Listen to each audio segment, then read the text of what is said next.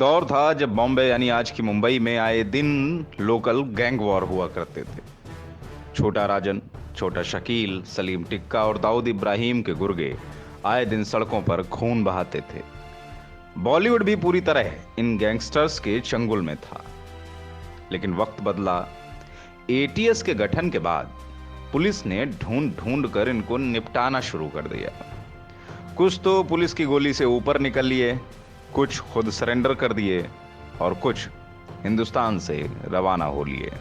लेकिन इनमें से एक वंडरवर्ड सरगना ऐसा भी है जो फिर मुंह उठाने की फिराक में है। दरअसल अंडरवर्ल्ड सरगना दाऊद इब्राहिम के गुर्गे अब टेरर फंडिंग से लेकर गैंगस्टर्स के साथ साठगांठ कर बड़ी वारदात को अंजाम देने में फिराक में जुटे हुए हैं। इसके लिए डी कंपनी पाकिस्तानी खुफिया एजेंसी आईएसआई के जरिए टेरर फंडिंग में जुटी है। डी कंपनी के गुर्गे दिल्ली समेत भारत के विभिन्न इलाकों में सक्रिय गैंगस्टर्स को भी जोड़ रहे हैं ताकि बड़ी वारदात को अंजाम दिया जा सके। यह खुलासा खुफिया इकाइयों द्वारा सुरक्षा एजेंसियों को मुहैया कराई गई सूचना में हुआ है। बीते दिनों नेशनल इन्वेस्टिगेशन एजेंसी यानी एनआईए द्वारा फरवरी में गैर कानूनी गतिविधियां रोकथाम अधिनियम के तहत दर्ज एक केस में दाऊद इब्राहिम द्वारा बनाए गए खतरनाक मंसूबे का खुलासा हुआ।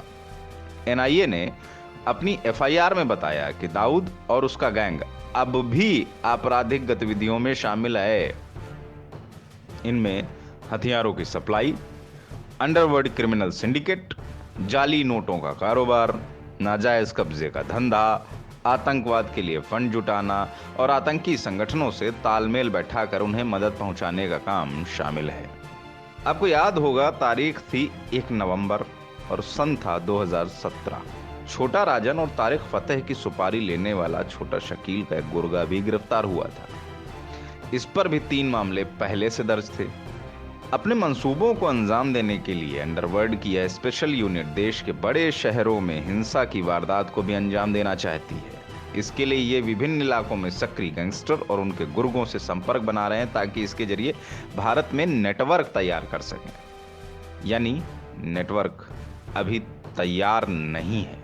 एजेंसियों को इस बात की भी जानकारी मिली है कि डी कंपनी ने भारत में आतंकी गतिविधियों को बढ़ावा देने के लिए एक स्पेशल यूनिट का गठन किया है जो आतंकी हमले के साथ नामचीन लोगों को निशाना बना सकती है।